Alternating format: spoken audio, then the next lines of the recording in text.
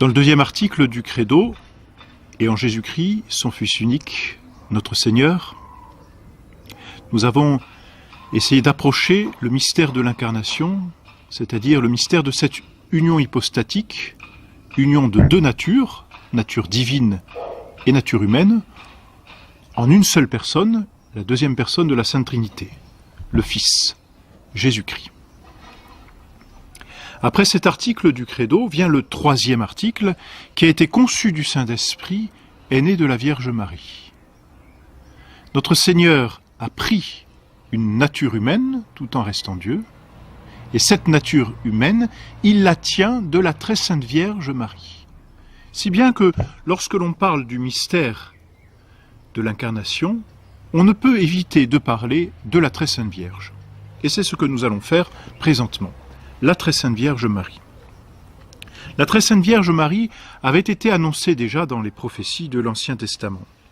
Dès la chute, lorsque Dieu est apparu à Adam et Ève, il avait dit « Je mettrai une inimitié entre toi, il parlait au serpent, et la femme, entre ta descendance et sa descendance. Elle t'écrasera la tête et tu chercheras à la piquer au talon. » Donc la femme est déjà présente dans la première prophétie, ce que l'on appelle le protévangile, dans l'Ancien Testament.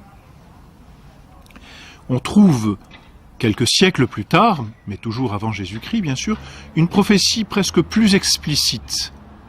C'est le prophète Isaïe qui nous dit « Voici qu'une vierge concevra et enfantera un fils du nom d'Emmanuel. » Emmanuel signifie « Dieu avec nous ». Donc voilà pour les prophéties qui annonçaient la très sainte Vierge Marie. Alors qui est la très sainte Vierge Marie ? Elle est la fille de Zacharie et d'Anne, née à Nazareth. Du reste, on fête la nativité de la très sainte Vierge le 8 septembre. 24 jours après sa naissance, comme le prescrivait la loi, elle a été présentée au temple. À l'âge de 3 ans, elle a été présentée encore une fois au temple pour y être consacrée. On sait aussi qu'elle a été fiancée à Saint-Joseph et qu'elle vivait chez ses parents à Nazareth. C'est du reste à Nazareth que l'ange Gabriel va la trouver lors de cet épisode que l'on appelle l'Annonciation et que l'Église fête le 25 mars. Lors de l'Annonciation, Marie a très probablement 14-15 ans. Lors de l'Annonciation, l'ange Gabriel, messager de Dieu, apparaît à la très sainte Vierge pour lui demander de devenir la mère de Dieu, la mère du Messie. Et la très sainte Vierge a une objection. Elle a consacré sa virginité à Dieu, elle ne peut donc concevoir d'enfant. Et elle le dit à l'ange, « Comment cela se fera-t-il, puisque je ne connais point d'homme ?» Et l'ange lui révèle le mystère de la façon dont l'incarnation va être réalisée. Le Saint-Esprit te couvrira de son ombre. Et donc l'ange lui explique qu'elle concevra du Saint-Esprit. Et c'est ce que dit ce troisième article du Credo, qui a été conçu du Saint-Esprit est né de la Vierge Marie. La conception de notre Seigneur Jésus-Christ est tout à fait miraculeuse. Si Dieu s'est passé du concours d'un homme, notre Seigneur a cependant pris chair dans le sein très pur de la très sainte Vierge Marie, par l'opération du Saint-Esprit. Alors, l'ange lui révélant ce mystère, la très sainte Vierge se soumet à la providence divine et elle répond cette parole que l'on connaît, « Fiat », que votre volonté soit faite. Je suis, dit-elle, la servante du Seigneur. Je suis au service de Dieu, qu'il fasse de moi comme bon lui semble. Fiat mihi secundum verbum tuum. Alors la très sainte Vierge conçoit en son sein, c'est le jour de l'incarnation, ce 25 mars, et pour confirmer ce miracle, si l'on peut dire, l'ange Gabriel annonce à la très sainte Vierge que sa cousine, Élisabeth, qui est âgée, qui est stérile, vient de concevoir. Aussitôt donc la très sainte Vierge part vers sa cousine, quelques journées de marche, pour aller lui rendre service et puis l'aider bien dans les derniers mois de sa grossesse. C'est ce que l'on fête dans l'Église sous le nom du mystère de la visitation. La Très Sainte Vierge part visiter sa cousine Élisabeth. Lorsqu'elle arrive chez sa cousine Élisabeth, la Très Sainte Vierge donc court au-devant d'Élisabeth et Élisabeth reconnaît sa cousine et lui dit, comme inspirée par le Saint-Esprit, « D'où me vient que la mère de mon Dieu vienne jusqu'à moi ?» Donc elle annonce, finalement, elle révèle le mystère qui s'est opéré en la Très Sainte Vierge Marie, et son enfant, l'enfant de Sainte Élisabeth, tressaille en son sein. Saint Jean-Baptiste est purifié à cet instant. La Très Sainte Vierge, dans un acte d'humilité absolument parfait, plutôt que de se glorifier de ce qu'elle est ou de ce qu'elle a, la Très Sainte Vierge loue Dieu et renvoie tous les hommages à Dieu. C'est le célèbre Magnificat. Mon âme loue le Seigneur et mon esprit tressaille de joie en Dieu mon Sauveur. Et là, la Très Sainte Vierge déroule tous les bienfaits que Dieu a fait sur elle et qu'il fait dans l'humanité. Il élève les humbles, il rabaisse les orgueilleux. Et les générations, dit la Très Sainte Vierge, m'appelleront bienheureuse. Elle prophétise de sa future grandeur.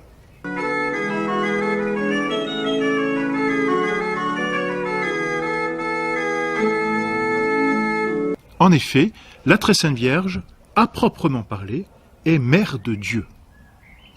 Elle est mère de Dieu parce qu'elle est la mère d'un homme, et cet homme a une seule personnalité, c'est la personne du Fils, c'est-à-dire une personne divine.